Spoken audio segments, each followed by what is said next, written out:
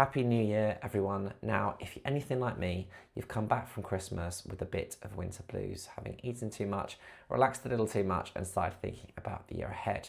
So, for many of us, that naturally leads to more positive thoughts, such as holidays.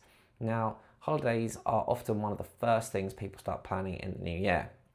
And what is interesting though is how people go about paying for them.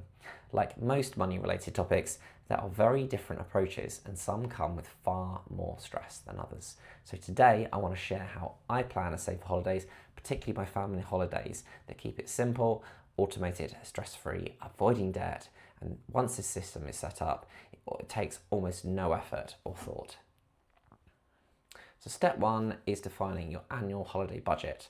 You've got to start by working out what you want to spend on holidays every single year. For example, if you want to spend £6,000 per year on holidays, that's £500 per month. Set up an automatic transfer of £500 every month into a high interest saving account with either instant or easy access. No penalties for a few withdrawals per year. And personally, we use a triple access saving account with Nationwide, not affiliated, it's just what we use, and we have several saving accounts for different purposes.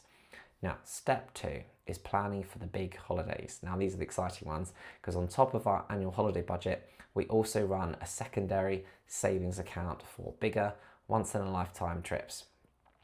So when I think about it, there was probably 4 big holidays we'd love to take our kids on. You know, Disney, Safari, Lapland, and maybe West Coast of America. Now, we have 2 boys, Jack and Rory, who are now 4 and 7, and Disney felt like a must-do while they're young. So what did we do? So we created a second saving account, simply renamed it Disney, and into that account, every month we put £100 automatically. And this has been mostly since the boys were born.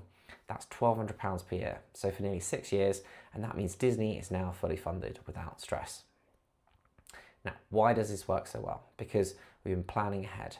We're going to Disney this year, but we also, fairly last minute, we decided to go to Lapland. Now, Lapland wasn't originally planned for this year, but the timing felt right. The kids are still young enough for the magic, and friends have recently gone and said how incredible it was. So crucially, we had the money set aside and we're able to do this and pay the deposits immediately because we've been putting money aside for years.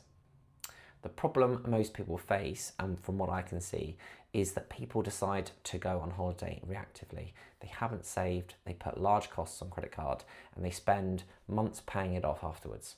So we live in a relatively affluent middle class area here, and even here I see people overcommitting, funding holidays with debt, sacrificing other goals later as a result.